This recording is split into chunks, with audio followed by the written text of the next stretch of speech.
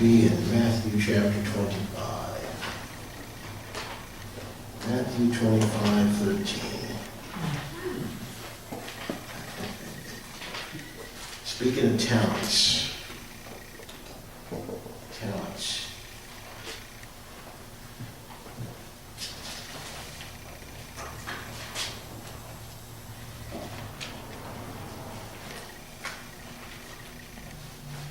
I remember a time as a much younger man, when I was Coco's age. This place would have been packed with people, adults and children, and not just in one meeting, every meeting. That's right. What happened? Yes, it's called the shaking. And people don't shake you out of the church. You shake your own self out. Amen.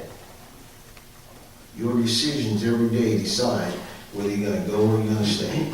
That's right. Matthew 25:13, it says, "Watch therefore, for ye know neither the day nor the hour wherein the Son of Man cometh. For the kingdom of heaven is as a man traveling into a far country, who called his own servants and delivered unto them his goods. And unto one he gave 5 talents, to another 2, and to another 1, to every man according to his several ability, and straightway took his journey. Then he that had received the 5 talents went and traded with the same, and made them other 5 talents. And likewise he that had received 2, he also gained other 2.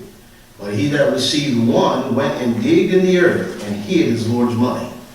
After a long time the Lord of those servants cometh and reckoneth with them.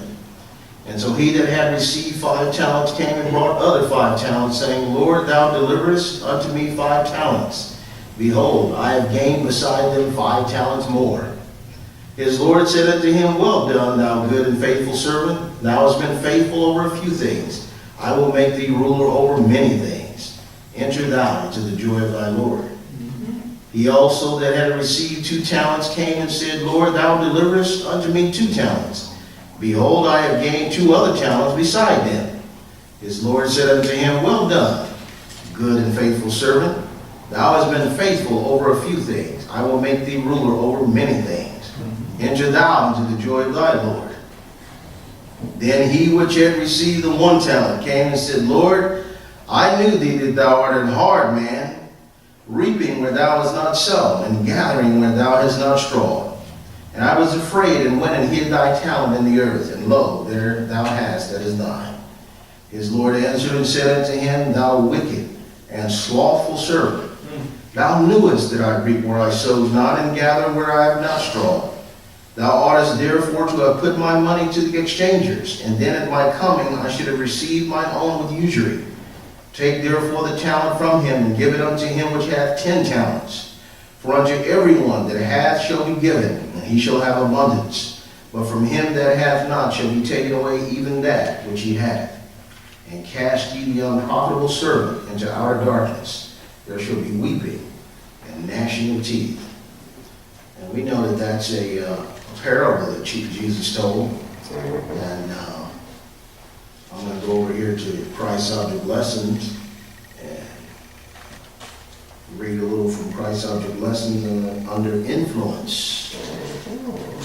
Because in Christ's Object Lessons, chapter 25, is entitled Talents, and it gives a list of these different talents. Some people say, don't think they have any talent of any sort, but everyone has a talent. And it's up to you to improve that talent and to gain talents beside that. Yes, sir. Oh, this is going to be, I'm going to be on page 339. It's called Influence, is the one we're going to be reading tonight. Influence. Everybody has a talent. Here it says influence is a talent, time is a talent, health is a talent, strength, money, kindly impulses and affections. All of these are talents that God has given to us generally. And some of us have gifts of healing, To help people, that's a talent, you know. Some of us have a gift of music in different areas. That's a talent. But if God gives you one talent, and he comes back from this journey into this far country, and he comes back and you only have the one talent that he gave you, what is he going to call you? Wicked. An unprofitable servant. We must improve our talents and gain other talents beside the one that he gave us. We're going to be reading under influence tonight. It says, the life of Christ was an ever-widening, shoreless influence, an influence that bound him to God and to the whole human family. Isn't that the truth? He had a shoreless influence. His influence was so shoreless, it goes from generation to generation. His influence has reached even to us now, in this time and age. I'm on page 339 in Christ's Object Lesson, and it's going to be paragraph 2 on 339, titled Influence. If you have the History of Redemption Bible, it's page 938. It says, the life of Christ was an ever-widening, shoreless influence, an influence that bound him to God and to the whole human family.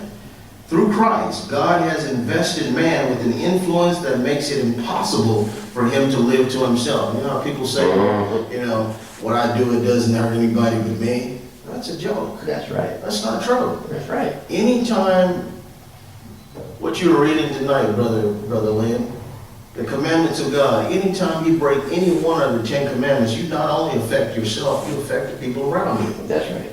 It creates, you trample on other people's God-given rights when you break the 10 commandments. And there's not one that you can violate that you don't harm your fellow man. Not one. If you have a God before God, guess what? You're rebellious. Whatever God says, you don't want to do it. That's right. Which means you're going to do whatever you want to do to your fellow man. It doesn't matter to you. It's interesting, a lot of those people are saying, you know, we don't want you to lie to us, but even liars don't want to be lied to. And they lie all the time. That's right. People that commit adultery, they don't want people to commit adultery against them. They don't want to be cheated on. People, steal like crazy. When somebody steals from them, they're upset. Have a fit. Yeah. Call the police. Take them to jail. It's your turn. Don't under the jail.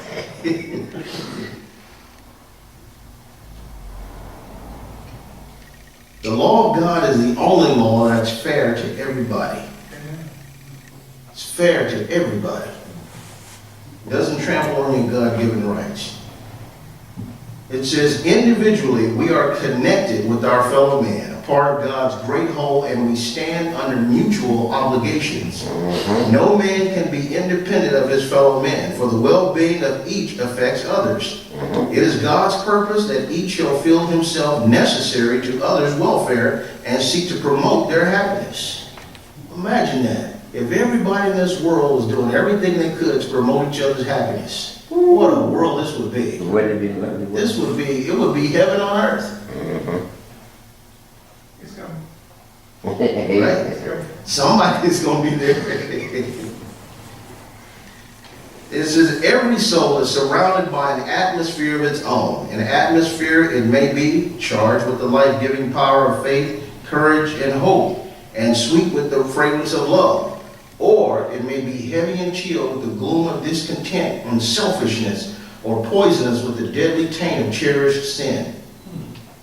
By the atmosphere surrounding us, every person with whom we come in contact is consciously or unconsciously affected.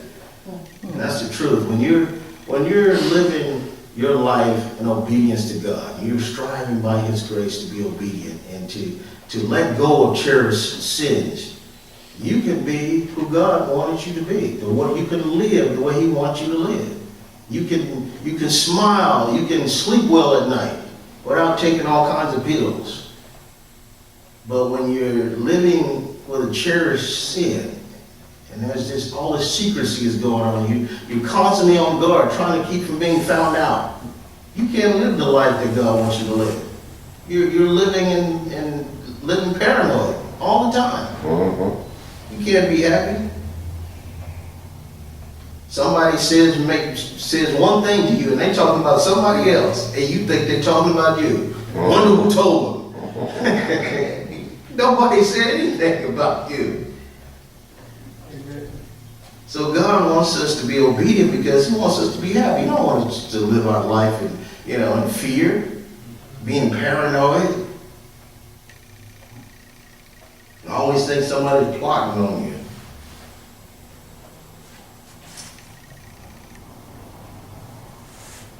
It says, this is a responsibility from which we cannot free ourselves. Our words, our acts, our dress, our deportment, even the expression of the countenance has an influence. And that's something you don't have to say a word. People can just see your face, expression of your countenance, and they're like, man, that person's upset, or that person's, or that person's happy. You smile at one person, and that person probably didn't feel like smiling. But guess what? Later on that day, they smile at somebody else. And then that person smiles at somebody else. It becomes that influence that you got started, positive influence. And guess what? It goes on your record. You had a godly influence today just because you smile. And there are some people that will approach you and go, you know what? Every time I see you, you always smile. You must be a Christian. And you didn't say nothing about Jesus. You just smiled. There's a song my dad used to sing all the time. You can smile when you can't say a word. You can smile. When you cannot be heard, you can smile. Anytime, anywhere.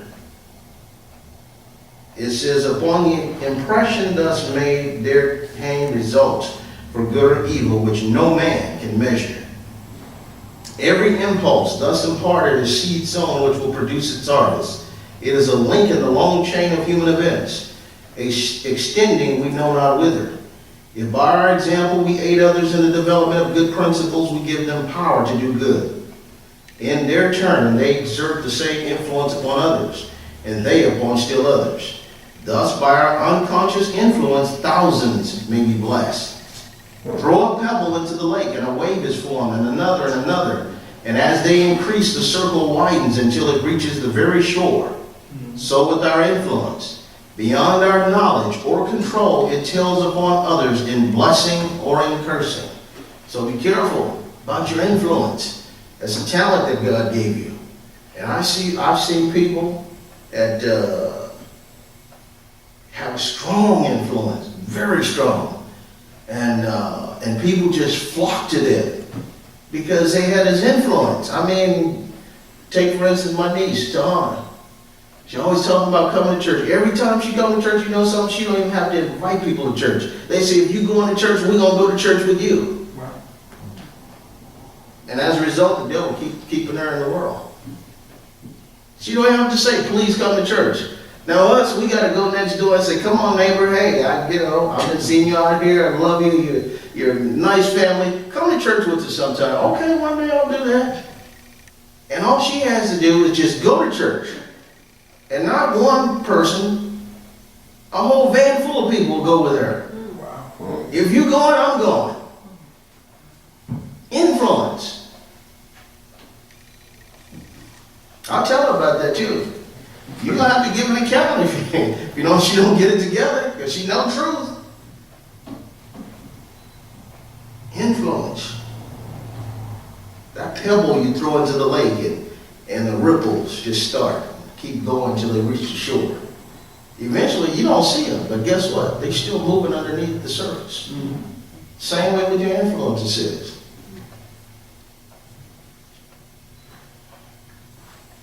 Somebody cut you off in traffic and BOOM!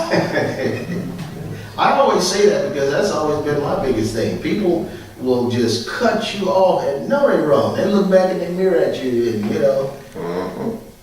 What you gonna do about it? I'm gonna pray for you.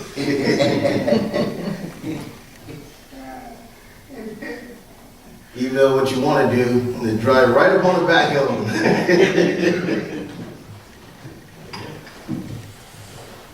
But you know something? If you keep practicing, praying, and asking God for help, you know something? It'll get easier. You welcome people jumping in front of you. See, if there's an accident up ahead, never mind. Go ahead, got it. Hey, you know that. No, you don't think that. What you said about that, people jumping in front of you stuff is true. 'Cause I've been trying to work on my patience. I hear you, brother, it's Trying to right. sit in traffic, you gotta get a lot of time to practice. Yeah. And if people, now I'm just starting to say, fine, you want to get in, I'll just do like this, get in, do that. And then people now, they recognize in the car, and they'll drive up and look, do this, and then cut in front. Yeah. And they don't, he don't care. Yeah. That's it. And I tell you what, when we get on the other side of 37, we all bumper anyway. We can't do that. No, exactly. No, that's true. You know the best way to put up with traffic? Get paid for sitting in it. Yeah. That's true. One of the things that really helps me when I'm driving, of course, I'm not in a lot of traffic anymore up there in Oregon. It's pretty rare. If there's some traffic, people will drive out on the freeway to see what's going on, because it doesn't happen. But I usually have an audio book on. I'm listening to Spirit Prophecy, and listen to Lessons on Faith, audio book, and fast forward. Man, I missed that. Wonderful. Before you know it, you done heard a whole book. And you start over again. Those things are a blessing. I tell you, if you don't listen to audiobooks, you are definitely missing out. You can absorb a lot of spiritual information by listening to these Spirit Prophecy books.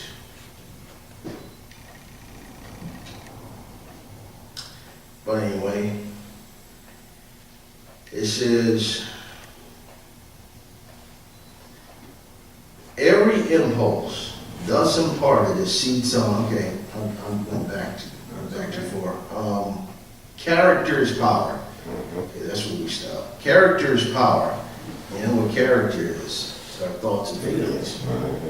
And character is also glory. God's glory is his character. It's his transcript of his character. It's his law. That's what Brother Lynn was talking about earlier. Talking about the Ten Commandments. That's the transcript of God's character. His thoughts and feelings. It says character is power. The silent witness of a true, unselfish, godly life carries an almost irresistible influence. By revealing in our own life the character of Christ, we cooperate with him in the work of saving souls. And when you're a Christian, because you have Christ in you, you command respect. And people hate that, because it's like, why are they better than me? Why do you treat them better than you? You don't curse in front of them, but you curse in front of me all the time. It's because this person living a godly life. And even though I run around telling everybody, hey, I'm a Christian, people can pick that up. Subconsciously, they can pick that up. Something different about this guy. That's why they just say, we can go ahead and cut on in front of this guy. It's okay.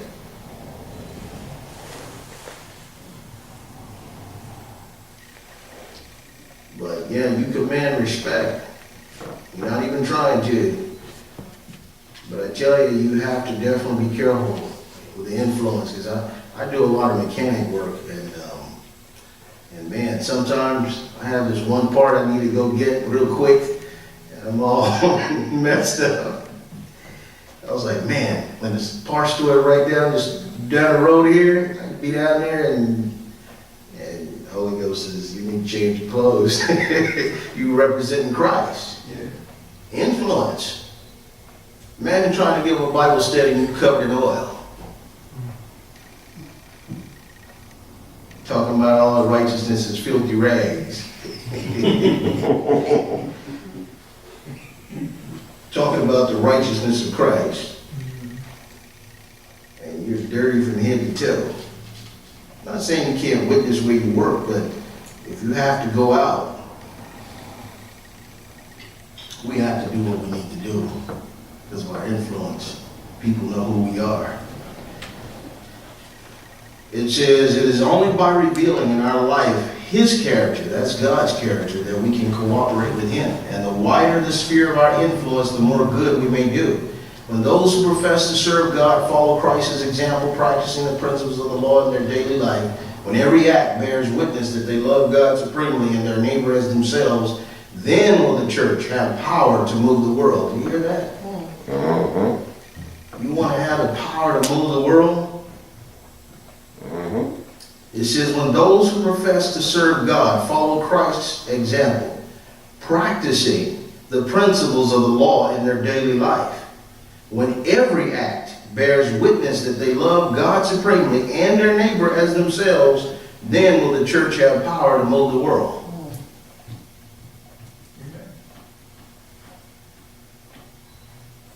You want your church to have power to move the world?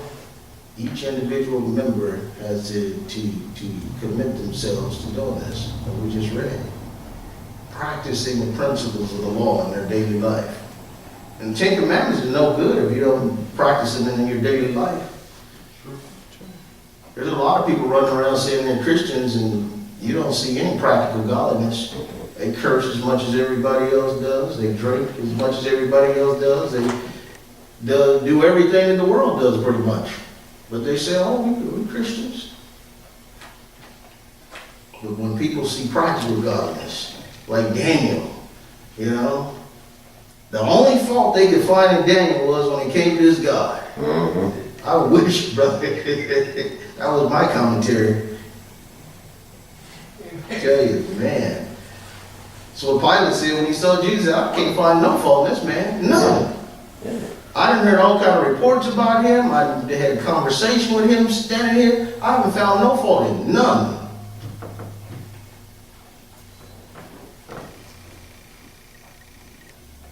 It says, but never should it be forgotten that influence is no less a power for evil. To lose one's own soul is a terrible thing, but to cause the loss of other souls is still more terrible. Influence. It says that our influence should be a savor of death unto death is a fearful thought, yet this is possible. Many who profess to gather with Christ are scattering from him. This is why the church is so weak. Many indulge freely in criticism and accusing by giving expression to suspicion, jealousy, and discontent. They yield themselves as instruments to Satan. Before they realize what they are doing, the adversary has, through them, accomplished his purpose. You ever notice that? Sometimes you get involved in something, and then you think about it later on, it's like, man, I shouldn't have said that. That wasn't nice. Christ would have done that. You know what you need to start doing? Praying at the beginning of the day, Lord, show me myself before myself shows up and shows out. That's right. Because I tell you, you can get into trouble before you know it. And then you're like, oh man, why did I say that? And who I said it to. Because it's going to get around. Terrible. And the Lord will do that too. He will actually show you, tell you, as you're starting to speak, he'll say, don't say that.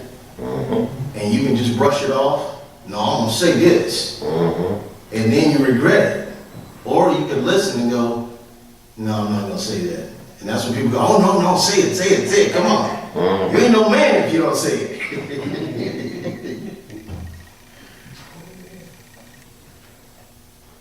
And you should say, that's okay then. Let Christ be the man. I'll follow him. Don't say it. It says the impression of evil has been made. It says before they realize what they're doing, the adversary has through them accomplished his purpose. The impression of evil has been made. The shadow has been cast. The arrows of Satan have found their mark. Distrust, unbelief, and downright infidelity have fastened upon those who otherwise might have accepted Christ. That's why we got to be very careful. Some people watching us and they're thinking, man, I think I want to be a Christian. I think I'm going to try this out. and then you say something and do something that kills the impression. And they go, you know something, maybe there's nothing to this Christianity thing after all. You think that's going to go on your record? And then that person leaves your presence, and they go out and repeat that same influence to someone else.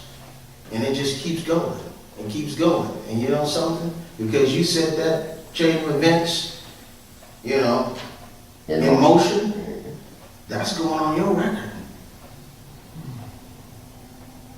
That's why every day we should be praying. I try to use technology to help me in my Christian life. Right? I have my clock set for 12 o'clock every day except for Sabbath, because I'd be sitting in the pulpit or sitting out listening to someone else, so I don't have my phone going on. But all the other days, I have my clock set for 12 o'clock prayer time. Amen. You know, and I tell you, I appreciate it too. It's a blessing. You just start out doing it and you're thinking to yourself, you know, it's a good thing. Then you start noticing some changes. Instead of just praying, you know, 3 times a day, you're praying all through the day. And that's huge for me, because it didn't used to be like that. I want to lean on my own understanding. Messed up a lot of things. A lot of things. But when I go to do my mechanic work, I pray. You know, Lord, help me to work with efficiency. Help me to work safely, and to your name, honor, and glory. You know, give me wisdom. And he will show you things you never knew in your life. And you tell people about it, like, nah, you just have a good brain. No, that's the Lord. He's the master mechanic. He's the master nurse. He's the master physician. Any occupation you could ever think of, he's a master at it. So if you ask him for help, guess what? He can give it to you. That's right. He knows. There is not a thing he doesn't know.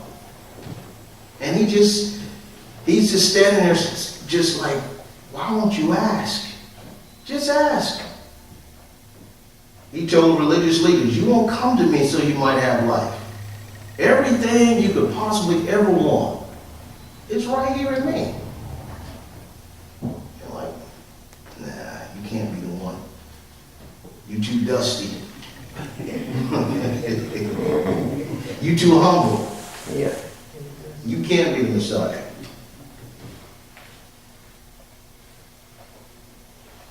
It says distrust, unbelief, and downright infidelity are fastened upon those who otherwise might have accepted Christ. Meanwhile, the workers for Satan look complacently upon those whom they have driven to skepticism and who are now hardened against reproof and entreaty. They flatter themselves that in comparison with these souls, they are virtuous and righteous. You hear that? Influence. After they have caused them by their evil example to not accept Christ and to push them away from the path of righteousness, then they go, at least I'm not like them. I'm not doing the kind of stuff they're doing. And you're the cause of their fall. That's some serious stuff. The deceitfulness of sin.